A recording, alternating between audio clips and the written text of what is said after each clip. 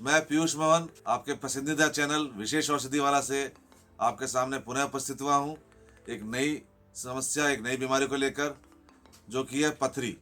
और पथरी आजकल बहुत तेजी से बढ़ रही है। आपने देखा होगा हर दूसरा तीसरा व्यक्ति कहीं ना कहीं आपके जानकारी में भी पथरी से पीड़ित पाया जा रहा है। अब ये होता क्यों है?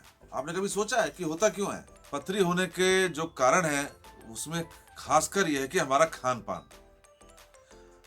खान पान कैसे बदला? हमारा खान पान ऐसे बदला कि हम लोग तला भुना, मिर्च मसाला, मीट मच्छी, राजमा चावल, छोले भटूरे, मतलब जीभ के स्वाद के पीछे हम लोग ने इतना इतना तला भुना और गरिष्ठ खाना खाया कि उसको पचाने के लिए हमें एसिडिटी हो गई। अब मैं इस बात को ये नहीं कह रहा कि राजमा चावल या छोले भटूरे नहीं खाना चाहिए। आप खाएं, लेकिन तब खाएं यदि आप पचा पाएं। यदि आप पचा नहीं पाते हैं तो वो वस्तु आपके लिए बिल्कुल नहीं है। और यदि पचा पाते हैं तो आप रोज भी खा सकते हैं। ठीक है। इसके बाद में आता है चाउमीन, मोमोज। ये पता नहीं नए नए शब्द कहां से आ गए, नए नए चीजें। मैं इसको मोमोज को उबला हुआ समोसा बोलता हूं, क्योंकि उससे बढ़िया तो हमारा समोसा ही था। अब ये मैदा है, प्योर मैदा है, वो भी खाई जाती है किसके साथ? मिर्च की चटनी के साथ। तो आपकी आंतों में, आपके लीवर पे और आपके पेट और उसके पित्ताशय पर इतना बुरा असर डालते हैं ये सब चीजें। और ज्यादा से ज्यादा हम लोग डब्बा पैक जो आइटम खा रहे हैं वो भी जिम्मेदार है। किसका? एसिड को बनाने का। गैस बनती है, एसिड बनता है, आपके खट्टी डकारें आती हैं। उससे जब एसिड बनता है तो एसिड अपने बाद में जो छोड़ के जाता है वो है कैल्शियम। कैल्शियम फॉर्मेशन होता है इससे, और वो कैल्शियम फॉर्मेशन आपके किडनी में भी हो सकता है और आपके पित्ताशय की थैली में भी हो सकता है। मैं गुर्दे की बात पहले करूंगा और मैं गॉल ब्लैडर की बात बाद में करूंगा। अब इसके उपाय क्या है? एक तो हमें खान पीन को बदलना चाहिए। सादा संतुलित भोजन खाएं। जीभ के लिए नहीं खाएं, अपने पेट के लिए खाएं। मैं दोबारा से इसको रिपीट कर रहा हूं, मेरी पंचलाइन याद रखें। जीभ के लिए नहीं खाएं, अपने पेट के लिए खाएं। जो पेट आपको खाने को मांग रहा है वो उसको खाने को दें। कभी पेट से तो पूछ लिया कीजिए कि उसे खाना क्या है। आप तो हमेशा जीभ के लिए खाए जा रहे हैं। और जीभ को कितनी देर? आधा सेकंड, 1 सेकंड, आधा मिनट, उसके बाद तो पेट नहीं झेलना है ना। तो वो वस्तु खाएं जो हमारे शरीर के लिए, जो पेट के लिए सही है। आपको ये सब चीजें ध्यान में रखनी चाहिए कि संतुलित आहार क्या है। और संतुलित आहार में ये सब चीजें, चटपटी चीजें, तली भुनी मिर्च मसाले वाली चीजें नहीं आती हैं। विरुद्ध आहार से बचना चाहिए। वो विरुद्ध आहार क्या होता है?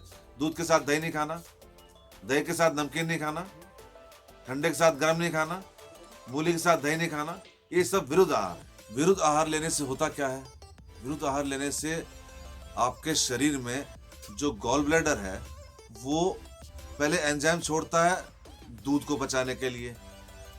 अब इधर से आपने दही खा लिया, अब वो समझ नहीं पाता है कि उसको कौन सा एंजाइम छोड़ना है दही को पचाने के लिए। फिर उधर से आप रसगुल्ला खा लेते हो, फिर मूली खा लेते हो, ऊपर से चाय पी लेते हो, फिर रबड़ी भी खा लेते हो। तो विरुद्ध आहार हो गया ये। तो होता क्या है कि पेट में जब आप कुछ खाते हैं उसको पचाने के लिए एंजाइम निकलते हैं।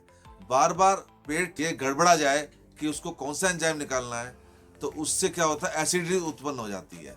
एसिडिटी होने से ये सारा खेल खराब होता है।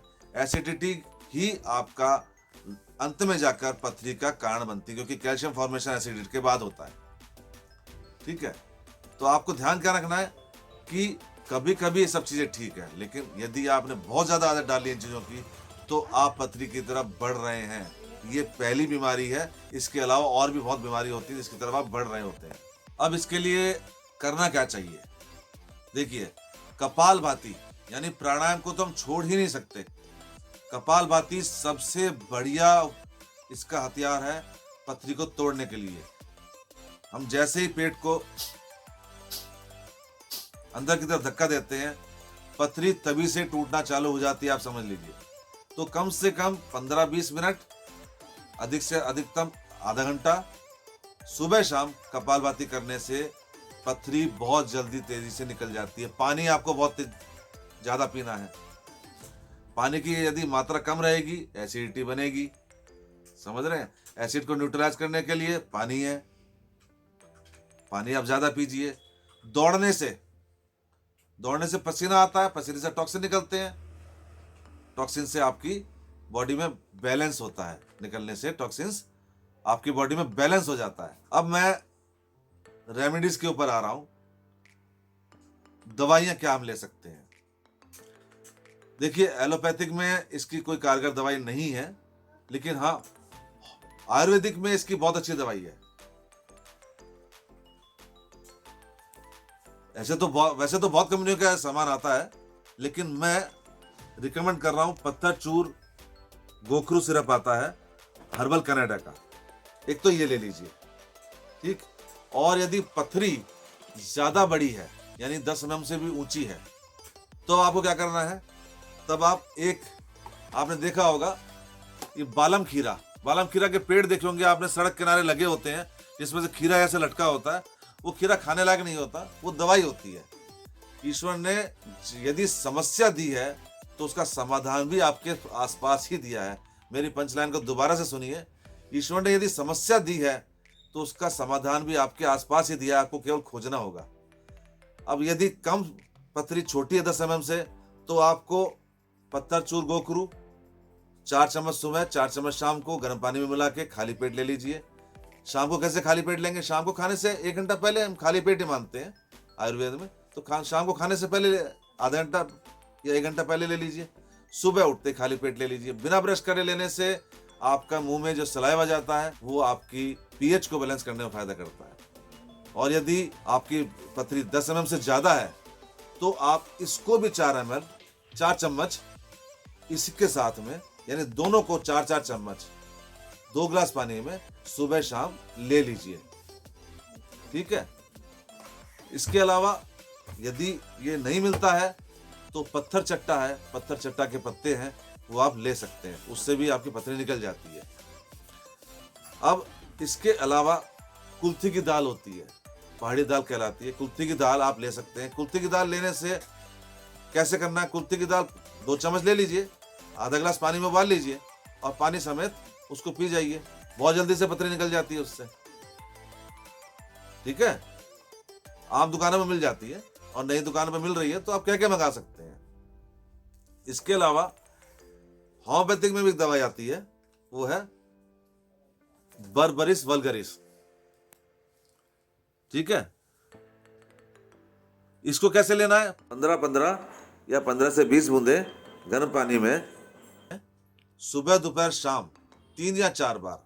जैसी पथरी है, पथरी छोटी है तो 3 बार, ज्यादा बड़ी है या ज्यादा मल्टीपल है तो 4 बार आप ले लीजिए। इसके लेने से पथरी बहुत जल्दी निकल जाती है। और अब आपका सवाल होगा कि हमें आयुर्वेद होम्योपैथ इनमें से क्या लेना चाहिए। मैं कहता हूं आप दोनों ले लीजिए, थोड़ा सा गैप के साथ ले लीजिए, दोनों ले लीजिए, कोई हार्म नहीं है। आयुर्वेद और होम्योपैथ साथ साथ चल सकते हैं, कोई दिक्कत नहीं है। अब मैं आता हूं गॉल ब्लैडर की पथरी पर। गॉल ब्लैडर की पथरी कैसे बनती है, वो बनती है कोलेस्ट्रॉल से। आप ज्यादा तला भुना खा रहे हैं, ज्यादा मीट मच्छी खा रहे हैं, ज्यादा ऑयली चीजें खा रहे हैं, उससे बनती है। गुच्छे से बन जाते हैं, जैसे आपने खीरा देखा होगा, खीरे के बीज होते हैं ना, उस तरह से बन जाते हैं। अब प्रारंभिक इस अवस्था में तो उसको निकाला जा सकता है इन्हीं दवाइयों से, और नहीं ज्यादा बढ़ गई है तो फिर ऑपरेशन कराना ही पड़ेगा। आयुर्वेद में भी, पतंजलि में भी आती हैं दवाइयां, जो मैं आपको बता देता हूं। अश्वरियर क्वाथ आता है, उसको 1-1 चम्मच खाने से पहले 1 गिलास पानी में उबालकर काढ़ा बनाकर खाने से पहले सुबह शाम ले सकते हैं। और अश्वरियर रस आता है, आप दोबारा सुन लीजिए, अश्वरियर रस 1 ग्राम सुबह 1 ग्राम शाम को खाने के पहले ले लीजिए, दोनों टाइम। पथरी आपके निकल जाएगी। पथरी निकालना कोई ज्यादा बड़ा काम नहीं है, लेकिन हाँ दर्द जो होता है वो बड़ा भयंकर होता है। उससे बचने के लिए आपको ये सारे उपाय करने पड़ेंगे जो मैंने बताए हैं। डूज एंड डोंट्स मैंने बता दिए, क्या खाना क्या नहीं खाना। तो मेरे ख्याल से अब पथरी की समस्या आपको नहीं रहेगी। दोस्तों, यदि आपको मेरा सुझाव, मेरे उपाय, मेरे बताए हुए दवाइयाँ आपको अच्छी लगी हो, मेरा वीडियो अच्छा लगा हो, तो प्लीज़ इसको लाइक ज़रूर कीजिएगा और अपने दोस्तों को भी बताइएगा, शेयर कीजिएगा और बेल आइकन ज़रूर दबाइएगा। बेल आइकन दबाने के बाद में अपने सुझाव, अपनी समस्याएँ और समस्याएँ वो भी मुझे बताइएगा, जिससे कि मैं आपको इसके आगे भी और घरेलू उपाय बता सकूँ और आप तक अपना ज्ञान बाँट सकूँ, बता सकूँ। धन्यवाद मित्रों।